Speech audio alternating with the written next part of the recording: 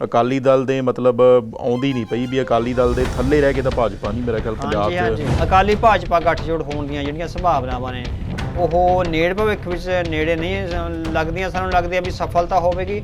ਸੋ ਅਕਾਲੀ ਦਲ ਜੋ ਕਿ ਇੱਕ ਆਸ ਲਈ ਬੈਠਾ ਸੀ ਵੀ ਸਾਡਾ ਭਾਜਪਾ ਨਾਲ ਕੋਈ ਗੱਠਜੋੜ ਹੋ ਜਾਵੇਗਾ, ਹੁਣ ਉਹਨੂੰ ਕੋਈ ਨਵੇਂ ਰਾਹ ਤਲਾਸ਼ਣੇ ਪੈਣਗੇ, ਕਿਉਂਕਿ ਬਹੁਜਨ ਸਮਾਜ ਪਾਰਟੀ ਨਾਲ ਸਮਝੌਤਾ ਕਰਕੇ ਉਹਨੂੰ ਉਸ ਤਰ੍ਹਾਂ ਦਾ ਜਿਹੜੀ ਹਿੰਦੂ ਵੋਟ ਆ ਉਹ ਨਹੀਂ ਮਿਲਦੀ। ਬਹੁਜਨ ਸਮਾਜ ਪਾਰਟੀ ਦਾ ਜਿਹੜਾ ਇੱਕ ਹੈਗਾ ਵੀ ਦੁਆਬੇ ਤੱਕ ਹੀ ਸੀਮਤ ਆ ਜਿਹੜਾ ਪ੍ਰਭਾਵ, ਬਾਕੀ ਪੰਜਾਬ ਵਿੱਚ ਨਹੀਂ। ਭਾਜਪਾ ਦੇ ਹਿੰਦੂ ਵੋਟ ਨੂੰ ਨਾਲ ਲੈ ਕੇ ਉਹ ਬਾਕੀ ਪੰਜਾਬ ਵਿੱਚ ਵੀ ਕੁਛ ਨਾ ਕੁਛ ਲੈ ਲੈਂਦੇ ਸੀ। ਸੋ ਹਾਲ ਦੀ ਘੜੀ ਭਾਰਤੀ ਜਨਤਾ ਪਾਰਟੀ ਆਪਾਂ ਕਹਿ ਸਕਦੇ ਵੀ ਹਮਲਾ ਕਰਨ ਦੇ ਮੋੜ 'ਚ ਹੈਗੀ ਆ। ਸੋ ਇਹ ਅਕਾਲੀ ਦਲ ਨੂੰ ਪਹਿਲਾਂ ਸਮਝਣਾ ਚਾਹੀਦਾ ਸੀ, ਜਦੋਂ ਇਹ ਉਹਨਾਂ ਦੇ ਨਾਲ ਇਹ ਕਹੀ ਜਾਂਦੇ ਸੀ ਵੀ ਉਹ ਜੋ ਮਰਜ਼ੀ ਕਰਨ, ਸਾਡਾ 9 ਮਾਰਚ ਦਾ ਰਿਸ਼ਤਾ ਹੈ। ਵਿਰਸਾ ਸਿੰਘ ਬਲਟੋਹਾ ਹੋਣਾ ਨੇ ਵੀ ਜਿਹੜੀ ਅਕਾਲ ਚੈਨਲ ਦੀ ਖਬਰ ਦੇ ਉੱਤੇ ਟਿੱਪਣੀ ਜਿਹੜੀ ਕੀਤੀ ਸੀ, ਔਰ ਕਾਫੀ ਆਪਾਂ ਕਹੀਏ ਉਹਦੀ ਭਾਸ਼ਾ ਵੀ ਜਿਹੜੀ ਹੈ ਉਹ ਵੀ ਕੋਈ ਬਹੁਤੀ ਚੰਗੀ ਨਹੀਂ ਸੀ। ਤਿੱਖੀ ਟਿੱਪਣੀ ਕਰੀ ਆ, ਉਹ ਸਾਡੇ ਤੇ ਦੋਸ਼ ਲਾਇਆ ਵੀ ਇਹ ਬੀਬੀਆਂ ਦਾੜੀਆਂ ਵਾਲੇ ਜਿਹੜੇ ਹੈਗੇ ਆ ਵੀ ਇਹ ਗਲਤ ਬਿਆਨਬਾਜ਼ੀ ਕਰ ਰਹੇ ਆ। ਪਰ ਅੱਜ ਦੇ ਅਖਬਾਰਾਂ ਵਿੱਚ ਵੱਡੀ ਪੱਧਰ ਤੇ ਇਹ ਖਬਰ ਛਪੀ ਆ ਵੀ ਜੇ ਅਕਾਲੀ ਦਲ ਦਾ ਭਾਰਤੀ ਜਨਤਾ ਪਾਰਟੀ ਨਾਲ ਸਮਝੌਤਾ ਨਹੀਂ ਹੁੰਦਾ ਤਾਂ ਅਕਾਲੀ ਦਲ ਵਿੱਚੋਂ ਵੱਡੀ ਪੱਧਰ ਤੇ ਲੀਡਰਸ਼ਿਪ ਆ ਜਿਹੜੀ ਭਾਰਤੀ ਜਨਤਾ ਪਾਰਟੀ ਨਾਲ ਸ਼ਾਮਲ ਹੋਵੇਗੀ। ਸੋ ਹੁਣ ਭਾਜਪਾ ਨੇ ਅਕਾਲੀ ਦਲ ਨੂੰ ਉੱਥੇ ਲਿਆ ਕੇ ਖੜਾ ਕਰ ਲਿਆ ਵੀ ਜਿੱਥੇ ਅਕਾਲੀ ਦਲ ਆਪਣੇ ਤੌਰ ਤੇ ਆਪਣੀ ਹੋਂਦ ਨਾ ਜਤਾ ਸਕੇ, ਉਹਦੀ ਲੀਡਰਸ਼ਿਪ ਹੈ ਜਿਹੜੀ ਵੱਡੇ ਪੱਧਰ ਤੇ ਉਹ ਭਾਰਤੀ ਜਨਤਾ ਪਾਰਟੀ ਵੀ ਸ਼ਾਮਲ ਹੋਵੇ, ਤਾਂ ਕਿ ਕੁਰਸੀਆਂ ਤੱਕ ਜਿਹੜਾ ਲਾਲਚ ਹੈ ਉਹ ਪੂਰਾ ਹੋ ਸਕੇ। ਅਕਾਲੀ ਦਲ ਦੇ ਵਿੱਚ ਹੀ ਕਿਤੇ ਨਾ ਕਿਤੇ ਕਾਂਗਰਸ ਨਾਲ ਜਿਹੜੀਆਂ ਹੈ ਨੇੜਤਾਵਾਂ ਵਧਾਉਣ ਦੀ ਜਾਂ ਗੱਠਜੋੜ ਕਰਨ ਦੀਆਂ ਕੁਝ ਲੋਕਾਂ ਦੇ ਵੱਲੋਂ ਜਿਹੜੀਆਂ ਟਿੱਪਣੀਆਂ ਕੀਤੀਆਂ ਗਈਆਂ ਨੇ, ਇਹਦੇ 'ਚ ਕਿੰਨੀ ਕੁ ਸੱਚਾਈ? ਇਹ ਆਵਾਜ਼ ਉੱਠਣ ਲੱਗ ਗਈ ਹੈ ਵੀ ਜੇ ਭਾਰਤੀ ਜਨਤਾ ਪਾਰਟੀ ਨੇ ਸਾਨੂੰ ਨਕਾਰ ਦਿੱਤਾ ਹੈ, ਉਹ ਸਾਡੇ ਨਾਲ ਸਮਝੌਤਾ ਨਹੀਂ ਕਰ ਰਹੇ, ਤਾਂ ਕਿਤੇ ਨਾ ਕਿਤੇ ਕਾਂਗਰਸ ਨਾਲ ਹੀ ਸਮਝੌਤਾ ਕਰ ਲਿਆ ਜਾਵੇ। ਸੁਖਬੀਰ ਸਿੰਘ ਬਾਦਲ ਇਸ ਮਾਮਲੇ ਵਿੱਚ ਡਟੇ ਹੋਏ ਨੇ, ਸਾਨੂੰ ਪਤਾ ਲੱਗਿਆ, ਪਰ ਜਿਹੜੀ ਹੇਠਲੀ ਲੀਡਰਸ਼ਿਪ ਹੈ ਜਿਹੜੀ ਲਾਲਚ ਵਸ ਹੋਈ ਹੈ ਉਹ ਕਿਤੇ ਨਾ ਕਿਤੇ ਕਾਂਗਰਸ ਨਾਲ ਸਮਝੌਤਾ ਕਰਨ ਦੀਆਂ ਵੀ। ਸੁਨੀਲ ਜਾਖੜ ਜੋ ਕਿ ਨਵੇਂ ਜਿਹੜੇ ਨੇ ਭਾਰਤੀ ਜਨਤਾ ਪਾਰਟੀ ਦੇ ਪੰਜਾਬ ਦੇ ਪ੍ਰਧਾਨ ਬਣੇ ਹੈਗੇ ਨੇ, ਉਹਨਾਂ ਵੱਲੋਂ ਅਕਾਲੀ ਭਾਜਪਾ ਗੱਠਜੋੜ ਨੂੰ ਲੈ ਕੇ ਦੋ ਟੁਕ ਜਿਹੜਾ ਹੈ ਜਵਾਬ ਦਿੱਤਾ ਗਿਆ ਹੈ, ਔਰ ਇੱਥੋਂ ਤੱਕ ਕਿਹਾ ਗਿਆ ਕਿ ਜਿਹੜੀਆਂ 13 ਦੀਆਂ 13 ਸੀਟਾਂ ਨੇ ਪੰਜਾਬ ਦੇ ਵਿੱਚ ਆਉਣ ਵਾਲੀਆਂ ਲੋਕ ਸਭਾ ਇਲੈਕਸ਼ਨ ਦੀਆਂ, ਉਹ ਅਸੀਂ ਆਪ ਲੜਾਂਗੇ।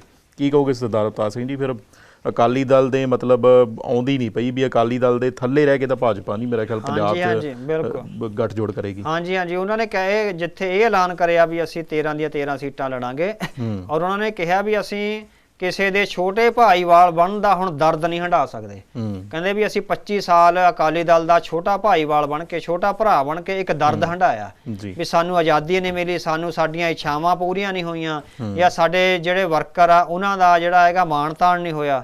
ਇਸ ਕਰਕੇ ਇਹ ਅਸੀਂ ਦਰਦ ਚੋਂ ਰਹੇ ਹਾਂ, ਅਸੀਂ ਪੀੜਾ ਚੋਂ ਲੰਘੇ ਹਾਂ ਪਿਛਲੇ 25 ਸਾਲਾਂ ਦੌਰਾਨ। ਹੁਣ ਅਸੀਂ ਉਹ ਪੀੜਾ ਹੋਰ ਨਹੀਂ ਹਟਾਵਾਂਗੇ। ਸੋ ਭਾਰਤੀ ਜਨਤਾ ਪਾਰਟੀ ਪੰਜਾਬ ਵਿੱਚ ਇੱਕ ਫੁੱਲ ਫਲੈਜਡ ਪਾਰਟੀ ਦੇ ਤੌਰ ਤੇ ਸਾਹਮਣੇ ਆਊਗੀ।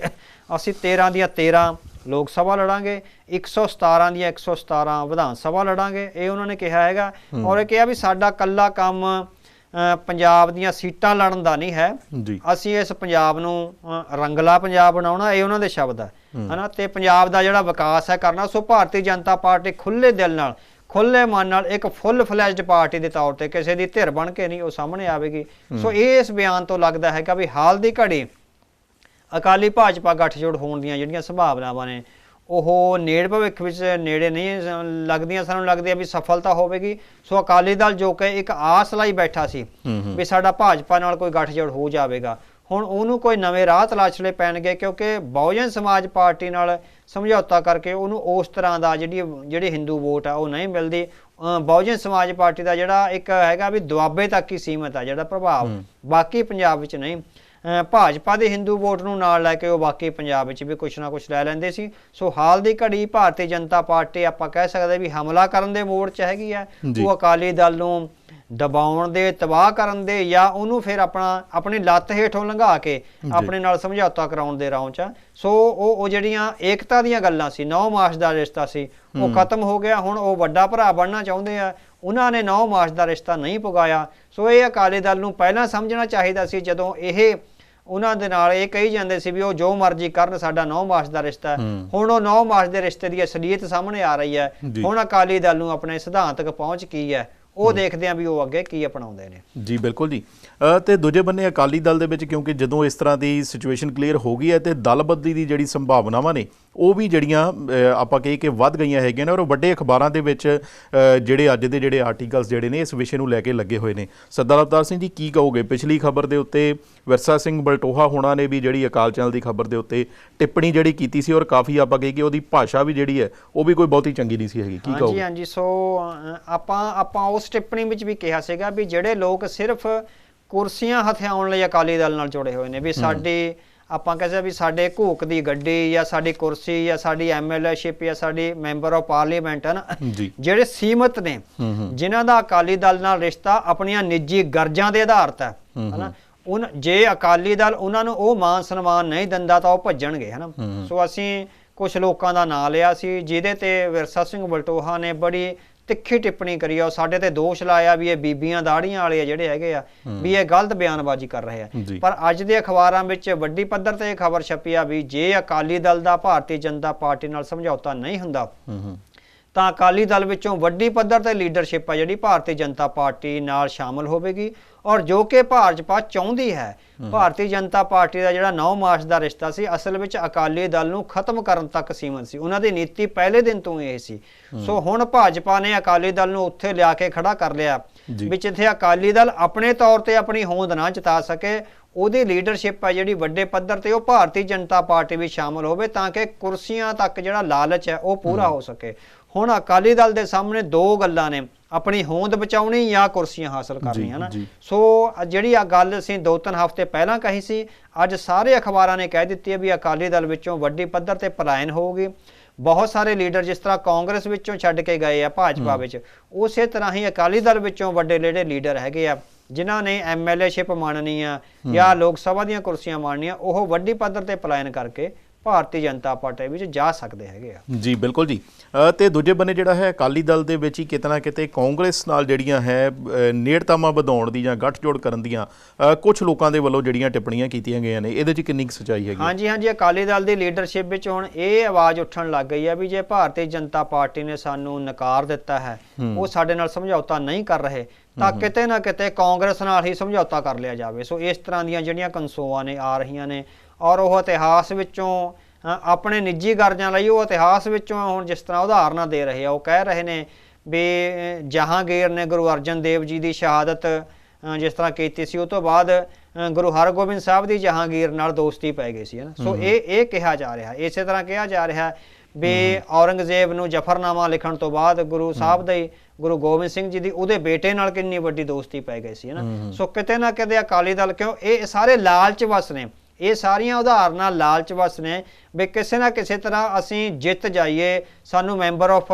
ਜਿਹੜੇ ਲੋਕ ਸਭਾ ਉਹ ਬਣ ਜਾਈਏ ਜਾਂ ਐਮਐਲਏ ਬਣ ਜਾਈਏ, ਜਾਂ ਭਾਵੇਂ ਕਾਂਗਰਸ ਨਾਲ ਹੀ ਸਮਝੌਤਾ ਕਰਕੇ ਬਣ ਜਾਈਏ। ਸੋ ਪ੍ਰਕਾਸ਼ ਸਿੰਘ ਬਾਦਲ ਨੇ 1975 ਤੋਂ ਬਾਅਦ ਜਿਹੜੇ ਰਾਹ ਬੰਦ ਕਰ ਦਿੱਤੇ ਸੀ, ਕਾਂਗਰਸ ਪਾਰਟੀ ਨੂੰ ਇੱਕ ਦੁਸ਼ਮਣਾਂ ਦੀ ਪਾਰਟੀ ਆ, ਅਛੂਤ ਪਾਰਟੀ ਬਣਾ ਦਿੱਤਾ ਸੀ। ਹੁਣ ਉਸੇ ਨਾਲ ਜਿਸ ਤਰ੍ਹਾਂ ਗੱਠਜੋੜ ਕਰਨ ਜਾਂ ਦੋਸਤੀਆਂ ਬਣਾਉਣ ਦੇ ਯਤਨ ਵੀ ਅਕਾਲੀ ਦਲ ਵਿੱਚ ਆਰੰਭ ਹੋਏ ਨੇ। ਹਾਲ ਦੀ ਘੜੀ ਸੁਖਬੀਰ ਸਿੰਘ ਬਾਦਲ ਇਸ ਮਾਮਲੇ ਵਿੱਚ ਡਟੇ ਹੋਏ ਨੇ, ਸਾਨੂੰ ਪਤਾ ਲੱਗਿਆ, ਪਰ ਜਿਹੜੀ ਹੇਠਲੀ ਲੀਡਰਸ਼ਿਪ ਹੈ ਜਿਹੜੀ ਲਾਲਚ ਵਸ ਹੋਈ ਹੈ, ਉਹ ਕਿਤੇ ਨਾ ਕਿਤੇ ਕਾਂਗਰਸ ਨਾਲ ਸਮਝੌਤਾ ਕਰਨ ਦੀਆਂ ਵੀ ਗੱਲਾਂ ਕਰਨ ਲੱਗ ਪਈ ਹੈ। ਹੁਣ ਦੇਖੋ ਅਗਲੇ ਦਿਨਾਂ ਦੌਰਾਨ ਅਕਾਲੀ ਦਲ ਕਿੱਥੇ ਖੜਦਾ ਹੈ, ਆਇਆ ਉਹ ਆਪਣੇ ਤੌਰ ਤੇ ਲੜਦਾ ਹੈ ਜਾਂ ਕਿਸੇ ਨਾਲ ਗੱਠਜੋੜ ਕਰਦਾ ਹੈ। ਜੀ ਬਿਲਕੁਲ ਜੀ। ਤੇ ਦੂਜੇ ਬੰਨੇ ਜੇ ਆਪਾਂ ਕਹੀਏ ਕਿ ਇਹੋ ਜਿਹੀਆਂ ਸੰਭਾਵਨਾਵਾਂ ਜੇ ਨਹੀਂ ਹੁੰਦੀਆਂ ਹੈਗੀਆਂ ਤੇ ਕੀ ਫਿਰ ਅਕਾਲੀ ਦਲ ਦੇ ਕੋਲ ਫਿਰ ਰਾਹ ਕੀ ਇੱਥੇ ਬਚਦਾ ਹੈਗਾ? ਕੀ ਦੁਬਾਰਾ ਇਹਨਾਂ ਨੂੰ ਪੰਥਕ ਧਿਰਾਂ 'ਚ ਆਉਣਾ ਪਵੇਗਾ ਜਾਂ ਆਪਾਂ ਗੱਲ ਉੱਥੇ ਘੁੰਮ ਕੇ ਉਹੀ ਆ ਜਾਂਦੀ ਹੈ ਕਿ ਜਿਹੜੀ ਝੂੰਦਾ ਕਮੇਟੀ ਨੇ ਰਿਪੋਰਟ ਤਿਆਰ ਕੀਤੀ ਸੀ, ਕੀ ਦੁਬਾਰਾ ਉਸ ਰਿਪੋਰਟ ਵੱਲ ਝਾਕਣਾ ਪਵੇਗਾ ਔਰ ਉੱਤੇ ਕਾਰਵਾਈ ਕਰਨੀ ਪਵੇਗੀ ਤੇ ਸਾਰੇ ਮਸਲੇ ਹੱਲ ਹੋ ਸਕਦੇ ਨੇ? ਹਾਂਜੀ, ਸਿਧਾਂਤਕ ਤੌਰ ਤੇ ਤਾਂ ਇਹੀ ਗੱਲ ਬਣਦੀ ਆ ਵੀ ਸੋ ਇਕਬਾਲ ਸਿੰਘ ਝੂੰਦਾ ਦੀ ਕਮੇਟੀ ਨੇ ਜਿਹੜੀ ਰਿਪੋਰਟ ਜਾਰੀ ਕਰੀ ਸੀ ਵੀ ਅਕਾਲੀ ਦਲ ਨੂੰ ਪੰਥਕ ਮੁੱਦਿਆਂ ਵੱਲ ਆਉਣਾ ਪਵੇਗਾ, ਅਕਾਲੀ ਦਲ ਨੂੰ ਆਪਣੀ ਸਾਰੀ ਲੀਡਰਸ਼ਿਪ ਬਦਲਣੀ ਪਊਗੀ, ਉਹਦੇ ਨਾਲ ਪੰਥਕ ਚਿਹਰੇ, ਅੰਮ੍ਰਿਤਧਾਰੀ ਚਿਹਰੇ, ਇਮਾਨਦਾਰ ਚਿਹਰੇ ਉਹ ਸਾਹਮਣੇ ਲਿਆਉਣੇ ਪੈਣਗੇ, ਉਹ ਬਿਲਕੁਲ ਅਕਾਲੀ ਦਲ ਨੂੰ ਉੱਥੇ ਆਉਣਾ ਪਵੇਗਾ। ਅਕਾਲੀ ਦਲ ਦੀ ਹੋਂਦ ਤਾਂ ਬਚ ਸਕਦੀ ਹੈ। ਹੁਣ ਅਕਾਲੀ ਦਲ ਕੋਲ ਦੋ ਰਾਹ ਨੇ। ਅਕਾਲੀ ਦਲ ਵਿੱਚ ਇਸ ਵੇਲੇ ਜਿਹੜਾ ਵੱਡੀ ਪੱਧਰ ਤੇ ਲੀਡਰਸ਼ਿਪ ਆ ਉਹ ਲਾਲਚੀਆਂ ਦਾ ਟੋਲਾ ਹੈ। ਉਹਨਾਂ ਲਈ ਅਕਾਲੀ ਦਲ ਦੀ ਹੋਂਦ ਮਾਇਨੇ ਨਹੀਂ ਰੱਖਦੀ, ਉਹਨਾਂ ਲਈ ਤਾਂ ਆਪਣੀ ਐਮਐਲਏਸ਼ਿਪ ਤੇ ਆਪਣੀਆਂ ਮੈਂਬਰ ਆਫ ਪਾਰਲੀਮੈਂਟ ਜਾਂ ਚੇਅਰਮੈਨੀਆਂ ਨੇ ਜਿਹੜੇ ਲਲਕਾਰੇ ਮਾਰਨ ਵਾਲੀਆਂ ਚੇਅਰਮੈਨੀਆਂ ਨੇ, ਉਹ ਉਹਨਾਂ ਲਈ ਸਭ ਤੋਂ ਵੱਧ ਜ਼ਰੂਰੀ ਨੇ। ਉਹ ਕਿਸੇ ਵੀ ਪਾਰਟੀ ਵੱਲੋਂ ਆਉਣ, ਸੋ ਜਿਹੜੇ ਗਰਜਾਂ ਨਾਲ ਜਿਹੜੇ ਕਿਸੇ ਗਰਜ ਕਾਰਨ ਅਕਾਲੀ ਦਲ ਨਾਲ ਜੁੜੇ ਹੋਏ ਨੇ ਉਹਨਾਂ ਸਾਰਿਆਂ ਨੂੰ ਲਾਂਭੇ ਕਰਨਾ ਪਵੇਗਾ। ਮੇਰੇ ਹਿਸਾਬ ਨਾਲ 90% ਇਸ ਵੇਲੇ ਜੀ ਜਿਹੜੀ ਅਕਾਲੀ ਲੀਡਰਸ਼ਿਪ ਆ ਉਹ ਤੁਹਾਨੂੰ ਪਾਸੇ ਕਰਨੀ ਪਵੇਗੀ ਜੀ। ਬਿਲਕੁਲ ਹੀ ਅਕਾਲੀ ਦਲ ਨੂੰ ਆਪਣੇ ਪੈਰਾਂ ਤੇ ਖੜਨਾ ਪਊਗਾ। ਇਕਬਾਲ ਸਿੰਘ ਝੁੰਦਾ ਕਮੇਟੀ ਦੀਆਂ ਜਿਹੜੀਆਂ ਰਿਪੋਰਟਾਂ ਨੇ ਉਹਦੇ ਨਾਲ ਹੀ ਅਕਾਲੀ ਦਲ ਦੀ ਹੋਂਦ ਕਿਸ ਲਈ ਬਣਾਈ ਗਈ ਸੀ, ਉਹ ਸਿੱਖਾਂ ਦੀ ਪਾਰਟੀ ਸੀ। ਸਿੱਖਾਂ ਦੇ ਜਜ਼ਬਿਆਂ ਨੂੰ, ਸਿੱਖਾਂ ਦੀਆਂ ਸਿਆਸੀ ਰੀਝਾਂ ਨੂੰ ਜਾਂ ਸਿੱਖਾਂ ਦੇ ਮਸਲਿਆਂ ਨੂੰ ਉਠਾਉਣ ਲਈ ਇੱਕ ਆਪਾਂ ਕਹਿ ਸਕਦੇ ਵੀ ਪ੍ਰੈਸ਼ਰ ਗਰੁੱਪ ਦੇ ਤੌਰ ਤੇ ਅਕਾਲੀ ਦਲ ਦੀ ਜਿਹੜੀ ਹੋਂਦ ਆਈ ਸੀ। ਅਕਾਲੀ ਦਲ ਕਦੇ ਵੀ ਲਾਲਚੀਆਂ ਦੀ ਪਾਰਟੀ ਨਹੀਂ ਸੀ। ਇਸ ਵੇਲੇ 90% ਲੀਡਰਸ਼ਿਪ ਹੈ ਜਿਹੜੀ ਉਹ ਲਾਲਚ ਵਸ ਹੋਈ ਪਈ ਹੈ, ਉਹਨਾਂ ਨੂੰ ਆਪਣੀਆਂ ਕੁਰਸੀਆਂ ਦਿਖਦੀਆਂ ਨੇ। ਹੁਣ ਤੁਸੀਂ ਕਿਸੇ ਵੀ ਇਸ ਵੇਲੇ ਅਕਾਲੀ ਦਲ ਨਾਲ ਜਿਹੜੇ ਜੁੜੇ ਹੋਏ ਲੋਕ ਆ, ਜਿਹੜੇ MLA ਤੇ MP ਬਣ ਚੁੱਕੇ ਆ, ਕਿਸੇ ਇੱਕ ਨੂੰ ਸਵਾਲ ਕਰੋ ਵੀ ਤੁਹਾਨੂੰ ਅਕਾਲੀ ਦਲ ਦੀ ਹੋਂਦ ਜ਼ਰੂਰੀ ਆ ਜਾਂ ਆਪਣੀਆਂ ਕੁਰਸੀਆਂ ਜ਼ਰੂਰੀ ਨੇ, ਉਹ ਬੜੇ ਵੱਡੇ ਪੱਧਰ ਤੇ ਕਹਿਣਗੇ ਵੀ ਸਾਨੂੰ ਅਕਾਲੀ ਦਲ ਦੀ ਹੋਂਦ ਜ਼ਰੂਰੀ ਹੈ। ਤੁਸੀਂ ਉਸੇ ਵੇਲੇ ਦੂਜਾ ਸਵਾਲ ਕਰੋ ਵੀ ਕੀ ਤੁਸੀਂ ਅਕਾਲੀ ਦਲ ਦੀ ਹੋਂਦ ਨੂੰ ਬਚਾਉਣ ਲਈ ਆਪਣੇ ਆਪ ਨੂੰ MLA ਦੀ ਕੁਰਸੀ ਦੇ ਦਾਅਵੇਦਾਰੀ ਤੋਂ ਛੱਡ ਸਕਦੇ ਹੋ? ਤਾਂ ਕੋਈ ਵੀ ਨਹੀਂ ਕਹੇਗਾ ਵੀ ਮੈਂ MLA ਬਣਨ ਦੀ ਦਾਅਵੇਦਾਰੀ। ਇਹਨਾਂ ਦਾ ਮੇਰਾ ਖਿਆਲ ਪ੍ਰਧਾਨ ਸਾਹਿਬ ਨਹੀਂ ਕਰਦੇ ਪਏ ਇਹ ਗੱਲ। ਹਾਂਜੀ ਹਾਂਜੀ, ਉਹ ਵੀ ਨਹੀਂ ਕਰ ਸਕਦੇ। ਸੋ ਦੋ ਸਵਾਲ ਨੇ ਕਿ ਅਕਾਲੀ ਦਲ ਦੀ ਹੋਂਦ ਬਚਾਉਣੀ ਹੈ ਜਾਂ ਆਪਣੀਆਂ ਕੁਰਸੀਆਂ ਬਚਾਉਣੀਆਂ ਨੇ। ਜੇ ਇਹ ਸਵਾਲ ਆਵੇ ਵੀ ਅਕਾਲੀ ਦਲ ਦੀ ਹੋਂਦ ਬਚਾਉਣ ਲਈ ਸਾਰਿਆਂ ਨੂੰ ਆਪਣੀਆਂ ਗੱਦੀਆਂ ਛੱਡਣੀਆਂ ਪੈ ਸਕਦੀਆਂ, ਤਾਂ ਮੇਰਾ ਖਿਆਲ ਕੋਈ ਵੀ ਨਹੀਂ ਛੱਡੇਗਾ। ਪਰ ਅਕਾਲੀ ਦਲ ਦੀ ਹੋਂਦ ਦੀ ਸ਼ੁਰੂਆਤ ਉੱਥੋਂ ਹੀ ਹੋਣੀ ਹੈ। ਅਕਾਲੀ ਦਲ ਨੂੰ ਇਸ ਵੇਲੇ ਗੁਰਸਿੱਖ ਚਿਹਰਿਆਂ ਦੀ ਲੋੜ ਹੈ, ਜਿਸ ਤਰ੍ਹਾਂ ਸੁਖਦੇਵ ਸਿੰਘ ਭੌਰ ਨੇ, ਕਰਨੈਲ ਸਿੰਘ ਪੰਜੋਲੀ ਨੇ, ਜਾਂ ਹੋਰ ਜਿੰਨੇ ਜਿਹੜੇ ਲੀਡਰਸ਼ਿਪ ਆ ਉਹਨਾਂ ਨੂੰ ਸਾਹਮਣੇ ਲਿਆਉਣਾ ਪਵੇਗਾ। ਉਹਨਾਂ ਨੂੰ ਪ੍ਰਧਾਨਗੀਆਂ ਤੇ ਉਹ ਹੌਸਲੇ ਦੇਣੇ ਪੈਣਗੇ। ਉਹ ਤੋਂ ਬਿਨਾਂ ਅਕਾਲੀ ਦਲ ਇੱਕ ਜਿਸ ਤਰ੍ਹਾਂ 1996 ਵਿੱਚ ਮੋਗਾ ਕਾਨਫਰੰਸ ਹੋਈ ਆ, ਅਕਾਲੀ ਦਲ ਦੁਬਾਰੇ ਇੱਕ ਕਾਨਫਰੰਸ ਕਰੇ ਇਸ ਵੇਲੇ, ਹਨਾ, ਉਹਦੇ ਵਿੱਚੋਂ ਸਿੱਖ ਵਿਦਵਾਨ ਜਿਹੜੇ ਪੰਥਕ ਜਜ਼ਬੇ ਨੂੰ ਪਰਨਾਏ ਹੋਏ ਸਿੱਖ ਵਿਦਵਾਨ ਨੇ ਉਹਨਾਂ ਨੂੰ ਬੁਲਾਇਆ ਜਾਵੇ। ਅਕਾਲੀ ਦਲ ਦੀ ਨੀਤੀ ਸਾਫ਼ ਕੀਤੀ ਜਾਵੇ, ਅਕਾਲੀ ਦਲ ਦੀ ਲੀਡਰਸ਼ਿਪ ਪੰਥਕ ਹੋਵੇ, ਨਵੀਆਂ ਨੀਤੀਆਂ, ਨਵੇਂ ਚਿਹਰੇ, ਨਵੀਂ ਲੀਡਰਸ਼ਿਪ, ਨਵੇਂ MLA ਤੇ ਨਵੇਂ ਮੈਂਬਰ ਆਫ ਪਾਰਲੀਮੈਂਟ, ਉਹ ਸਾਰਾ ਕੁਛ ਆ ਜਿਹੜਾ ਨਵਾਂ ਜਿਹੜਾ ਉਹ ਲਿਆਉਣਾ ਪਊਗਾ। ਉਹਦੇ ਚੋਂ ਪੰਥਕ ਵਿਦਵਾਨਾਂ ਨੂੰ ਗੁਰੂ ਗ੍ਰੰਥ ਸਾਹਿਬ ਦੀ ਹਜ਼ੂਰੀ ਵਿੱਚ ਵਿਸ਼ਵਾਸ ਦਿਵਾਇਆ ਜਾਵੇ ਵੀ ਅਸੀਂ ਆਪਣੇ ਪੰਥਕ ਨਿਸ਼ਾਨਿਆਂ ਤੋਂ ਨਹੀਂ ਥਿੜਕਾਂਗੇ। ਮਤਲਬ ਆਪਾਂ ਕਿ ਜੋ ਕੁਝ 96 ਦੇ ਵਿੱਚ ਹੋਇਆ ਉਹਨੂੰ ਪੁੱਠਾ ਕਰਨਾ, ਰਿਵਰਸ ਕਰਨਾ ਪਏਗਾ। ਬਿਲਕੁਲ ਰਿਵਰਸ ਕਰਨਾ ਪਵੇਗਾ। ਉਹਦੇ ਚੋਂ ਫਿਰ ਪੰਥਕ ਲੀਡਰਸ਼ਿਪ ਸਿੱਖ ਕੌਮ ਦੇ ਵਿਹੜੇ ਵਿੱਚ ਜਾਵੇ ਵੀ ਇਹ ਆਪਣੀਆਂ ਗਲਤੀਆਂ ਤੇ ਗੁਨਾਹਾਂ ਨੂੰ ਮੰਨ ਗਏ ਨੇ। ਨਵੀਂ ਲੀਡਰਸ਼ਿਪ ਦਿੱਤੀ ਗਈ ਹੈ, ਨਵੀਂ ਲੀਡਰਸ਼ਿਪ ਨਵੇਂ ਨਿਸ਼ਾਨੇ ਲੈ ਕੇ ਆਊਗੀ, ਨਵੀਂ ਨੀਤੀ ਲੈ ਕੇ ਆਊਗੀ, ਨਵੇਂ ਚਿਹਰੇ MLAਆਂ ਦੇ ਤੇ MPਆਂ ਦੇ ਲੈ ਕੇ ਆਊਗੀ, ਤਾਂ ਅਕਾਲੀ ਦਲ ਦਾ ਸਰਵਾਈਵਲ ਸੰਭਵ ਹੈਗਾ। ਹੁਣ ਤੱਕ ਜਿਨ੍ਹਾਂ ਨੇ ਗੱਦੀਆਂ ਮਾਣ ਲਈਆਂ, ਅਸੀਂ ਕਹਿੰਦੇ ਆ ਵੀ ਬਸ ਕਰੋ, ਹੁਣ ਉਹਨਾਂ ਦਾ ਸਮਾਂ ਖਤਮ ਹੋ ਚੁੱਕਿਆ। ਉਹਨਾਂ ਨੇ ਜਿਹੜਾ ਗਲਤ ਸਟੈਂਡ ਲਿਆ ਸੀ ਉਹਦਾ ਅਫਜ਼ਾਨਾ ਅਕਾਲੀ ਦਲ ਨੂੰ ਭੁਗਤਣਾ ਪਿਆ। ਅਕਾਲੀ ਦਲ ਆਪਣੇ ਪੈਰਾਂ ਤੇ ਖੜਾ ਹੋਵੇ, ਨਾ ਭਾਜਪਾ ਦੀ ਸਹਾਇਤਾ ਲਵੇ, ਨਾ ਕਾਂਗਰਸ ਦੀ ਸਹਾਇਤਾ ਲਵੇ। ਦਲਿਤ ਭਾਈਚਾਰੇ ਨਾਲ ਇੱਕ ਸਾਡੀ ਸਾਂਝ ਬਣਦੀ ਆ, ਗੁਰੂ ਸਾਹਿਬ ਨੇ ਉਸ ਸਾਂਝ ਨੂੰ ਪੱਕਿਆ ਕੀਤਾ। ਉਹਨਾਂ ਨੂੰ ਕਿਤੇ ਨਾ ਕਿਤੇ ਐਡਜਸਟ ਕੀਤਾ ਜਾ ਸਕਦਾ, ਚਾਹੇ ਉਹ ਅਕਾਲੀ ਦਲ ਦੇ ਵਿੱਚ ਆ ਜਾਣ ਜਾਂ ਆਪਣੀ ਹੋਂਦ ਵੱਖਰੀ ਰੱਖ ਕੇ ਵੀ ਉਹ ਸਾਹਮਣੇ ਆ ਜਾਣ। ਪਰ ਭਾਜਪਾ ਤੇ ਕਾਂਗਰਸ ਨਾਲ ਕਿਸੇ ਸਮਝੌਤੇ ਦੀ ਲੋੜ ਨਹੀਂ। ਇਹ ਸਿਰਫ ਸਿਆਸੀ ਬੇਈਮਾਨੀ ਚੋਂ ਆ ਰਿਹਾ ਹੈ। ਭਾਜਪਾ ਨਾਲ ਸਮਝੌਤਾ ਵੀ ਤੇ ਕਾਂਗਰਸ ਨਾਲ ਸਮਝੌਤਾ ਵੀ। ਅਕਾਲੀ ਦਲ ਆਪਣੇ ਤੌਰ ਤੇ ਮਜ਼ਬੂਤ ਹੋਵੇ, ਚਾਹੇ 10 ਸਾਲ ਲੱਗ ਜਾਣ। 10 ਸਾਲਾਂ ਬਾਅਦ ਅਕਾਲੀ ਦਲ ਨੂੰ ਜੋ ਸਫਲਤਾ ਮਿਲੇਗੀ ਉਹ ਕਿਸੇ ਨੂੰ ਕਿਆਸ ਵੀ ਨਹੀਂ ਕੀਤਾ ਜਾ ਸਕਦਾ, ਇੰਨੀ ਵੱਡੀ ਸਫਲਤਾ ਮਿਲੇਗੀ। ਸੋ ਗੁਨਾਹ ਜੋ ਕੀਤੇ ਨੇ 30 ਸਾਲ ਪਹਿਲਾਂ, ਉਹਨਾਂ ਦਾ ਇੱਕ ਵਾਰੀ ਤਾਂ ਹੌਲੀ ਕਰਨਾ ਪਵੇਗਾ।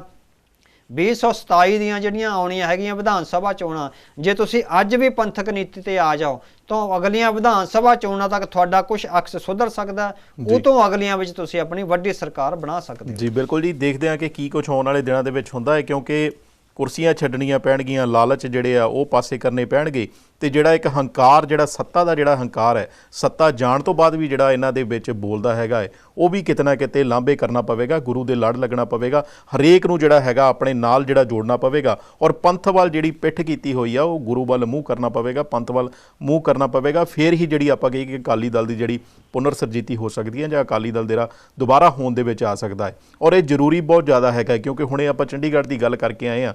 ਇਹਨਾਂ ਮਸਲਿਆਂ ਨੂੰ ਜਿਹੜੀਆਂ ਪਾਰਟੀਆਂ ਜਿਨ੍ਹਾਂ ਦੇ ਹਿੱਤ ਜਿਹੜੇ ਨੇ ਦਿੱਲੀ ਦੇ ਨਾਲ ਡਾਇਰੈਕਟ ਜੁੜੇ ਹੋਏ ਨੇ, ਉਹਨਾਂ ਨੇ ਤੇ ਇਹਨਾਂ ਦੇ ਬਾਰੇ ਗੱਲ ਨਹੀਂ ਕਰਨੀ ਹੈਗੀ, ਕਿਤੇ ਨਾ ਕਿਤੇ ਖੇਤਰੀ ਪਾਰਟੀਆਂ ਨੇ ਗੱਲ ਕਰਨੀ ਹੈ। ਔਰ ਅਕਾਲੀ ਦਲ ਜਿਹੜੀ ਪੰਜਾਬ ਦੀ ਖੇਤਰੀ ਪਾਰਟੀ ਹੈ, ਤੇ ਉਸ ਦਾ ਜਿਹੜਾ ਰਿਵਾਈਵ ਹੋਣਾ, ਉਸ ਦਾ ਜਿਹੜਾ ਪੁਨਰ ਸਰਜੀਤ ਹੋਣਾ ਬਹੁਤ ਜ਼ਰੂਰੀ ਹੈਗਾ ਹੈ। ਹੁਣ ਆਪਾਂ ਗੱਲਬਾਤ ਕਰ ਲੈਂਦੇ ਹਾਂ ਭਾਰਤ ਦੇ ਬਾਕੀ ਹਿੱਸਿਆਂ ਦੀ ਜਿਹੜੀ ਰਾਜਨੀਤੀ ਬਾਰੇ। ਸ਼ਿਵ ਸੈਨਾ ਦੇ ਵਿੱਚ ਖਿਲਾਰੇ ਤੋਂ ਬਾਅਦ ਜਿਹੜਾ ਹੈਗਾ, ਹੁਣ ਭਾਰਤੀ ਜਨਤਾ ਪਾਰਟੀ ਨੇ ਬਿਹਾਰ ਦੇ ਵੱਲ ਜਿਹੜੀਆਂ ਆਪਾਂ ਕਹੀਏ ਕਿ ਆਪਣੀਆਂ ਗੱਡੀਆਂ ਦੌੜਾ ਲਈਆਂ ਹੈਗੀਆਂ ਨੇ, ਔਰ ਜਨਤਾ ਦਲ ਯੂਨਾਈਟਿਡ ਦੇ ਵਿੱਚ ਜਿਹੜਾ ਹੈ ਗੜਬੜਾਂ ਕਰਨੀਆਂ ਜਿਹੜੀਆਂ ਸ਼ੁਰੂ ਕਰ ਦਿੱਤੀਆਂ ਨੇ। ਕੀ ਕਹੋਗੇ ਸਰਦਾਰ ਅਵਤਾਰ ਸਿੰਘ ਜੀ, ਪਹਿਲਾਂ ਜਿੱਦਾਂ ਆਪਾਂ ਪਹਿਲਾਂ ਵੀ ਪ੍ਰੋਗਰਾਮਾਂ 'ਚ ਕਹਿ ਗਏ ਹਾਂ ਕਿ ਪਹਿਲਾਂ ਇਹਨਾਂ ਹੀ ਲੋਕਾਂ ਦੇ ਨਾਲ ਗਠਬੰਧਨ ਹੁੰਦੇ ਨੇ, ਚਾਹੇ ਨਤੀਸ਼ ਕੁਮਾਰ ਨੇ ਉਦੋਂ ਸਰਕਾਰ ਬਣਾਈ ਹੋਵੇ, ਤੇ ਹੁਣ ਇਹਨਾਂ ਹੀ ਲੋਕਾਂ ਦੇ ਉੱਤੇ ਕਿਤੇ ਨਾ ਕਿਤੇ ਭਾਜਪਾ ਜਿਹੜਾ ਹੈ ਆਪਣਾ ਜਿਹੜਾ ਟਾਈਟ ਕਰਦੀ ਪਈ ਹੈ ਕਬਜ਼ਾ। ਕੀ ਨਹੀਂ, ਉਹਨਾਂ ਦੀ ਨੀਤੀ ਹੋਈ ਇਹੀ ਹੈ। ਸੋ ਅਕਾਲੀ ਦਲ ਨੇ ਵੀ ਇਹ ਧੋਖਾ ਖਾਦਾ, ਸ਼ਿਵ ਸੈਨਾ ਨੇ ਵੀ ਇਹ ਧੋਖਾ ਖਾਦਾ, ਤੇ ਹੁਣ ਨਤੀਸ਼ ਕੁਮਾਰ ਵੀ ਇਹ ਧੋਖਾ ਖਾਣ ਜਾ ਰਹੇ ਹੋ ਸਕਦੇ ਹੈਗੇ ਹਨ। ਸੋ ਜੇ ਨਤੀਸ਼ ਕੁਮਾਰ ਤੇਜ਼ ਹੋਏ ਤਾਂ ਇਸ ਹਮਲੇ ਤੋਂ ਬਚ ਸਕਦੇ ਆ। ਸੋ ਭਾਰਤੀ ਜਨਤਾ ਪਾਰਟੀ ਦਾ ਮੁੱਖ ਮਨਸ਼ਾ ਹੀ ਸਾਰੀਆਂ ਜਿਹੜੀਆਂ ਖੇਤਰੀ ਪਾਰਟੀਆਂ ਨੇ ਉਹਨਾਂ ਦੀ ਤਬਾਹੀ ਹੈ, ਚਾਹੇ ਸ਼ਿਵ ਸੈਨਾ, ਚਾਹੇ ਅਕਾਲੀ ਦਲ ਆ, ਚਾਹੇ ਜਨਤਾ ਦਲ ਯੂ ਆ, ਜਾਂ ਹੋਰ ਜਿਹੜੀਆਂ ਖੇਤਰੀ ਪਾਰਟੀਆਂ ਨੇ, ਜਾਂ ਮਮਤਾ ਬਨਰਜੀ ਹੈ। ਮਮਤਾ ਬਨਰਜੀ ਦਾ ਕਿੰਨਾ ਜ਼ੋਰ ਲਾਇਆ, ਉਹ ਤਾਂ ਜ਼ੋਰਾਵਰ ਸੀ। ਇਸੇ ਤਰ੍ਹਾਂ ਨਤੀਸ਼ ਕੁਮਾਰ ਨੂੰ ਜ਼ੋਰਾਵਰ ਹੋਣਾ ਪਵੇਗਾ। ਸ਼ਿਵ ਸੈਨਾ ਉਹਨਾਂ ਨੇ ਇੱਕ ਤਰ੍ਹਾਂ ਨਾਲ ਖਤਮ ਕੀਤੀ ਹੈ, ਅਕਾਲੀ ਦਲ ਬਿਲਕੁਲ ਖਤਮ ਕਰ ਦਿੱਤਾ ਹੋਇਆ, ਪੀਡੀਪੀ ਖਤਮ ਕਰ। ਕਿਸੇ ਟਾਈਮ ਦੇ ਵਿੱਚ ਨਤੀਸ਼ ਕੁਮਾਰ ਜਿਹੜਾ ਹੈ ਆਪਾਂ ਕਹੀਏ ਕਿ ਪ੍ਰਧਾਨ ਮੰਤਰੀ ਦੇ ਦਾਅਵੇਦਾਰ ਕਹੇ ਜਾਂਦੇ ਸੀ, ਪਰ ਕਿਸ ਤਰੀਕੇ ਦੇ ਨਾਲ ਉਹਨਾਂ ਨੂੰ ਹੌਲੀ ਹੌਲੀ ਇਹਨਾਂ ਨੇ ਨਾਲ ਮਿਲਾ ਕੇ ਜਾਂ ਕਿਸ ਤਰ੍ਹਾਂ ਇੱਕ ਤਰ੍ਹਾਂ ਦਾ ਸਾਈਡ ਲਾਈਨ ਹੀ ਕਰ ਦਿੱਤਾ। ਬਿਲਕੁਲ ਬਿਲਕੁਲ। ਹੁਣ ਜਿਹੜੀਆਂ ਨਜ਼ਰਾਂ ਨੇ ਉਹ ਫਿਰ ਨਤੀਸ਼ ਕੁਮਾਰ ਦੇ ਰਾਜ ਬਿਹਾਰ ਤੇ ਨੇ। ਦੱਸਿਆ ਜਾ ਰਿਹਾ ਵੀ ਜਿਹੜੇ ਜਨਤਾ ਦਲ ਯੂ ਦੇ ਉਹ ਮੈਂਬਰ ਨੇ ਨਤੀਸ਼ ਕੁਮਾਰ, ਉਹਦੇ ਪ੍ਰਧਾਨ ਨੇ ਸ਼ਰਦ ਯਾਦਵ। ਸੋ ਸ਼ਰਦ ਯਾਦਵ ਨਾਲ ਨਰਿੰਦਰ ਮੋਦੀ ਤੇ ਅਮਿਤ ਸ਼ਾਹ ਦੀ ਕੋਈ ਗੱਲਬਾਤ ਸਾਨੂੰ ਪਤਾ ਲੱਗਿਆ ਚੱਲ ਰਹੀ ਹੈ। ਅਗਲੇ ਦਿਨਾਂ ਦੌਰਾਨ ਇਹ ਹੋ ਸਕਦਾ ਹੈ ਵੀ ਨਤੀਸ਼ ਕੁਮਾਰ ਦੀ ਪਾਰਟੀ ਚੋਂ ਜਨਤਾ ਦਲ ਯੂ ਦੇ ਕੁਛ ਨਾ ਕੁਛ ਮੈਂਬਰ, ਜਿਹੜਾ 2/3 ਮੈਂਬਰ ਹੋ ਗਏ, ਉਹ ਜਿਹੜੇ ਛੱਡ ਕੇ ਜਿਹੜੇ ਜਾ ਸਕਦੇ ਆ। ਇੱਕ ਨਵਾਂ ਆਗੂ ਚੁਣ ਕੇ ਬਿਹਾਰ ਵਿੱਚ ਨਵਾਂ ਮੁੱਖ ਮੰਤਰੀ ਵੀ ਬਣਾਇਆ ਜਾ ਸਕਦਾ ਹੈ, ਜਿਹਦੇ ਨਾਲ ਨਤੀਸ਼ ਕੁਮਾਰ ਨੂੰ ਪਟਕਣੀ ਦਿੱਤੀ ਜਾ ਸਕਦੀ ਹੈ, ਕਿਉਂਕਿ ਨਤੀਸ਼ ਕੁਮਾਰ ਰਾਹੁਲ ਗਾਂਧੀ ਨਾਲ ਰਲ ਕੇ ਜਿਹੜਾ ਸਾਂਝਾ ਗੱਠਜੋੜ ਬਣਾਉਣ ਦਾ ਯਤਨ ਕਰ ਰਿਹਾ, ਉਹਦੇ ਚੋਂ ਨਤੀਸ਼ ਕੁਮਾਰ ਇਸ ਵੇਲੇ ਉਹਨਾਂ ਦੇ ਵੱਖਰੇ ਟਾਰਗੇਟ ਤੇ ਆ। ਸੋ ਅਗਲਾ ਨਿਸ਼ਾਨਾ ਇਹ ਹੋ ਸਕਦਾ। ਦੂਜਾ ਇਹ ਹੈਗਾ ਵੀ ਨਤੀਸ਼ ਕੁਮਾਰ ਇਹ ਸੋਚ ਰਹੇ ਸੀਗੇ ਵੀ ਜੇ ਮੈਂ ਪ੍ਰਧਾਨ ਮੰਤਰੀ ਦੇ ਦਾਅਵੇਦਾਰ ਹੋਵਾਂਗਾ ਤਾਂ ਜਿਹੜਾ ਬਿਹਾਰ ਦਾ ਮੁੱਖ ਮੰਤਰੀ ਹੈ ਲਾਲੂ ਪ੍ਰਸਾਦ ਯਾਦਵ ਦੇ ਬੇਟੇ ਤੇਜਸਵੀ ਯਾਦਵ ਨੂੰ ਬਣਾ ਦਿੱਤਾ ਜਾਵੇਗਾ।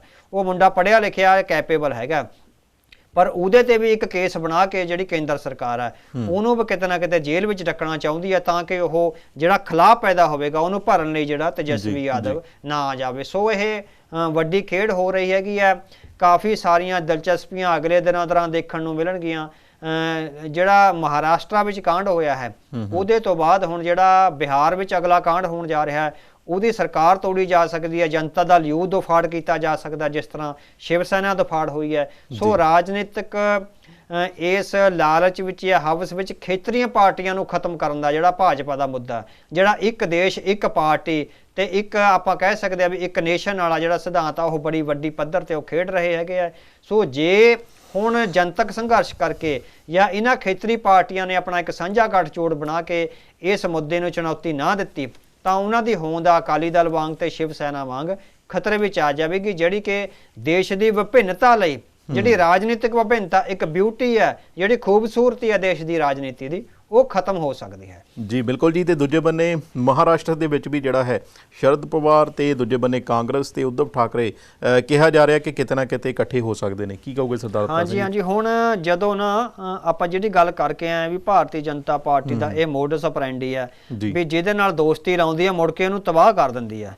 ਸੋ ਸ਼ਿਵ ਸੈਨਾ ਦੇ ਜਿਹੜੇ ਸ਼ਿਵ ਸੈਨਾ ਦੇ ਲੋਕ ਉਧਵ ਠਾਕਰੇ ਨੂੰ ਛੱਡ ਕੇ ਸ਼ਿੰਦੇ ਵਾਲਾ ਧੜਾ ਹੋ ਗਿਆ, ਸ਼ਿੰਦੇ ਨਾਲ ਗਏ ਸੀ, ਉਹ ਅੱਜ ਇਸ ਵੇਲੇ ਕੁਰਸੀਆਂ ਵੀ ਮਾਣ ਰਹੇ ਆ ਨਾ, ਐਮਐਲਏ ਵੀ ਮਾਣ ਰਹੇ ਆ। ਪਰ ਉਹਨਾਂ ਦੇ ਵਿੱਚ ਇਹ ਗੱਲ ਹੁਣ ਪਣਪ ਰਹੀ ਹੈ ਵੀ ਇਹ ਤੋਂ ਪਹਿਲਾਂ ਦੋ ਧਿਰਾਂ ਨੇ, ਸ਼ਗਨ ਭੁਜਬਲ ਆ ਜਿਹੜੇ, ਉਹ ਮਹਾਰਾਸ਼ਟਰ ਵਿੱਚ ਆਏ ਸੀ ਭਾਰਤੀ ਜਨਤਾ ਪਾਰਟੀ ਨਾਲ। ਸ਼ਗਨ ਭੁਜਬਲ ਜਿੰਨੀ ਦੇਰ ਤੱਕ ਉਹਨਾਂ ਦਾ ਧੜਾ ਉਹ ਰਿਹਾ, ਐਮਐਲਏ ਰਹੇ, ਉਦੋਂ ਤੱਕ ਤਾਂ ਗੱਦੀਆਂ ਮਾਣਦੇ ਰਹੇ। ਪਰ ਜਦੋਂ ਅਗਲੀ ਵਾਰ ਚੋਣਾਂ ਹੋਈਆਂ ਤਾਂ ਉਹਨਾਂ ਵਿੱਚੋਂ 2-4 ਬੰਦੇ ਹੀ ਜਿੱਤ ਸਕੇ, ਬਾਕੀ ਸਾਰੇ ਹਾਰ ਗਏ।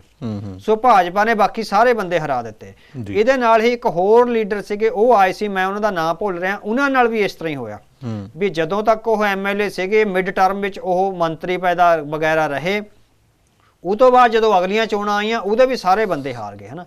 ਸੋ ਹੁਣ ਇਹ ਛਿੰਦੇ ਗਰੁੱਪ ਵਿੱਚ ਵੀ ਇਹ ਆ ਰਿਹਾ ਹੈ। ਈਵਨ ਅਜੀਤ ਪਵਾਰ ਜਿਹੜੇ ਹੁਣ ਸ਼ਰਦ ਪਵਾਰ ਨੂੰ ਛੱਡ ਕੇ ਗਏ ਆ, ਉਹਨਾਂ ਦੇ ਨਾਲ ਜਿਹੜੇ 25-30 ਐਮਐਲਏ ਗਏ ਆ, ਉਹਨਾਂ ਦੇ ਮਨ ਵਿੱਚ ਵੀ ਇਹ ਆ ਰਿਹਾ ਹੈਗਾ ਵੀ ਜਦੋਂ ਅਗਲੀਆਂ ਚੋਣਾਂ ਹੋਣੀਆਂ ਤਾਂ ਸਾਨੂੰ ਭਾਜਪਾ ਨੇ ਹਰਾ ਦੇਣਾ ਹੈ ਹਨਾ। ਸੋ ਉਹਨਾਂ ਵਿੱਚੋਂ ਬਹੁਤ ਸਾਰੇ ਲੋਕ ਆ ਵਾਪਸ ਆਪਣੀ ਪੇਰੈਂਟ ਜਿਹੜੀ ਹੈਗੀ ਆ ਪਾਰਟੀ ਉਹਦੇ ਨਾਲ ਸੰਪਰਕ ਕਰ ਰਹੇ ਨੇ, ਤੇ ਇਸ ਗੱਲੋਂ ਇਹ ਗੱਠਜੋੜ ਬਣਨ ਦੀ ਸੰਭਾਵਨਾ ਹੈ ਵੀ ਰਾਹੁਲ ਗਾਂਧੀ, ਸ਼ਰਦ ਪਵਾਰ ਔਰ ਜਿਹੜੇ ਹੈਗੇ ਉਧਵ ਠਾਕਰੇ, ਉਹ ਮਹਾਰਾਸ਼ਟਰ ਵਿੱਚ ਇੱਕ ਸਾਂਝਾ ਗੱਠਜੋੜ ਬਣਾ ਕੇ ਭਾਰਤੀ ਜਨਤਾ ਪਾਰਟੀ ਦੇ ਵਧਦੇ ਹੋਏ ਕਦਮਾਂ ਨੂੰ ਰੋਕਣ। ਅਕਾਲੀ ਦਲ ਲਈ ਵੀ ਇਹੋ ਸਬਕ ਹੈ। ਅਕਾਲੀ ਦਲ ਤੇ ਈਵਨ ਨਤੀਸ਼ ਕੁਮਾਰ ਲਈ ਵੀ ਇਹੋ ਸਬਕ ਆ ਵੀ ਉਹ ਆਪਣੀਆਂ ਜੜ੍ਹਾਂ ਵੱਲ ਮੁੜਨ, ਆਪਣੇ ਲੋਕਾਂ ਵੱਲ ਮੁੜਨ, ਭਾਰਤੀ ਜਨਤਾ ਪਾਰਟੀ ਵੱਲ ਨਾ ਮੁੜਨ। ਇਹਨੇ ਉਹਨੂੰ ਤਬਾਹ ਕਰ ਦੇਣਾ। ਅਕਾਲੀ ਦਲ ਤਬਾਹ ਹੋਇਆ, ਸ਼ਿਵ ਸੈਨਾ ਤਬਾਹ ਹੋਈ ਹੈ, ਹੁਣ ਨਤੀਸ਼ ਕੁਮਾਰ ਤਬਾਹ ਹੋਣ ਜਾ ਰਿਹਾ ਹੈਗਾ। ਸੋ ਜੇ ਇਹ ਪਾਰਟੀਆਂ ਆਪਣੀ ਆਪਾਂ ਕਹਿ ਸਕਦੇ ਵੀ ਅਤੀਤ ਵੱਲ ਮੁੜਨਗੀਆਂ, ਆਪਣੇ ਲੋਕਾਂ ਵੱਲ ਮੁੜਨਗੀਆਂ, ਆਪਣੀ ਮਾਂ ਧਰਤੀ ਵੱਲ ਮੁੜਨਗੀਆਂ, ਤਾਂ ਇਹਨਾਂ ਦੀ ਹੋਂਦ ਹੈ ਜਿਹੜੀ ਰਹਿ ਸਕਦੀ ਹੈ। ਸੋ ਸ਼ਿੰਦੇ ਗਰੁੱਪ ਨੂੰ ਇਹ ਸਮਝ ਆ ਗਈ ਹੈ, ਈਵਨ ਅਜੀਤ ਪਵਾਰ ਦੇ ਜਿਹੜੇ MLA ਉਹਨਾਂ ਨੂੰ ਸਮਝ ਆ ਰਹੀ ਹੈ। ਹੋ ਸਕਦਾ ਲੋਕ ਸਭਾ ਚੋਣਾਂ ਤੋਂ ਪਹਿਲਾਂ ਉੱਥੇ ਸਰਕਾਰ ਟੁੱਟ ਜਾਵੇ। ਈਵਨ ਹੁਣ ਉੱਥੇ ਇਹ ਵੀ ਗੱਲ ਚੱਲ ਰਹੀ ਹੈ ਮਹਾਰਾਸ਼ਟਰ ਵਿੱਚ ਜੀ ਕਿ ਸੰਘ ਪਰਿਵਾਰ ਦੇ ਜਿਹੜੇ ਵਰਕਰ ਜਿਨ੍ਹਾਂ ਦੇ ਦਿਨ ਰਾਤ ਹਨਾ ਵੀ ਧੋਤੀ ਕੁੜਤਾ ਪਾ ਕੇ ਪਾਰਟੀ ਦੀ ਮਜ਼ਬੂਤੀ ਲਈ ਕੰਮ ਕਰਿਆ, ਉਹਨਾਂ ਨੂੰ ਇਹ ਲੱਗ ਰਿਹਾ ਵੀ ਬਾਕੀ ਪਾਰਟੀਆਂ ਚੋਂ ਆਏ ਲੋਕ MLA ਤੇ MP ਬਣ ਗਏ ਆ, ਸਾਡਾ ਰਾਹ ਹੁਣ ਫਿਰ ਬੰਦ ਹੋ ਗਿਆ। ਉਹਨਾਂ ਵਿੱਚ ਵੀ ਇੱਕ ਤਰ੍ਹਾਂ ਦੀ ਬੇਚੈਨੀ ਹੈ। ਸੋ ਉਹਨਾਂ ਲਈ ਵੀ ਰਾਹ ਬੰਦ ਨੇ ਜਿਨ੍ਹਾਂ ਨੇ ਭਾਰਤੀ ਜਨਤਾ ਪਾਰਟੀ ਨੂੰ ਮਜ਼ਬੂਤ ਕਰਨ ਲਈ ਦਿਨ ਰਾਤ ਅਣਥੱਕ ਮਿਹਨਤ ਕਰੀ, ਪਰ ਉਹਨਾਂ ਦੇ ਪੱਲੇ ਕੁਛ ਨਹੀਂ ਪਿਆ, ਉਹ ਵੀ ਨਿਰਾਸ਼ਤਾ ਵਿੱਚ ਨੇ। ਸੋ ਬੜੀ ਵੱਖਰੀ ਕਿਸਮ ਦੀ ਰਾਜਨੀਤੀ ਹੈ ਜਿਹੜੀ ਉੱਭਰ ਰਹੀ ਹੈਗੀ ਹੈ। ਜੇ ਇਹ ਲੋਕ ਆਪਣੀਆਂ ਪਿੱਠ ਭੂਮੀ ਵੱਲ ਜਾਣਗੇ, ਆਪਣੀ ਵਿਰਾਸਤ ਵੱਲ ਜਾਣਗੇ, ਤਾਂ ਹੀ ਬਚ ਸਕਦੇ ਆ, ਵਰਨਾ ਰਾਜਨੀਤਿਕ ਤੌਰ ਤੇ ਜਿਹੜੀ ਵੱਡੀਆਂ ਸ਼ਾਰਕਸ ਨੇ ਉਹ ਉਹਨਾਂ ਨੂੰ ਖਾ ਜਾਣਗੀਆਂ। ਜੀ ਬਿਲਕੁਲ ਜੀ, ਕਿਤੇ ਨਾ ਕਿਤੇ ਜਿਹੜਾ ਹੈ ਜਿਵੇਂ ਸਰਦਾਰ ਅਵਤਾਰ ਸਿੰਘ ਹੋਣਾ ਨੇ ਕਿਹਾ ਕਿ ਜਿਹੜੀ ਡਾਇਵਰਸਿਟੀ ਹੈ, ਰਾਜਨੀਤਿਕ ਜਿਹੜੀ ਡਾਇਵਰਸਿਟੀ ਹੈ, ਉਹ ਵੀ ਜਿਹੜੀ ਹੈ ਬਹੁਤ ਜ਼ਰੂਰੀ ਹੈਗੀ ਹੈ, ਕਿਉਂਕਿ ਜੇ ਹਰੇਕ ਜਗ੍ਹਾ ਤੇ ਇੱਕੋ ਹੀ ਪਾਰਟੀ ਹੋਵੇਗੀ ਤੇ ਦੇਸ਼ ਕਿੱਧਰ ਵੱਲ ਨੂੰ ਜਿਹੜੇ ਕਦਮ ਵਧਣਗੇ ਉਹਦੇ ਬਾਰੇ ਆਪਾਂ ਜਾਣੂ ਹੈਗੇ ਆ।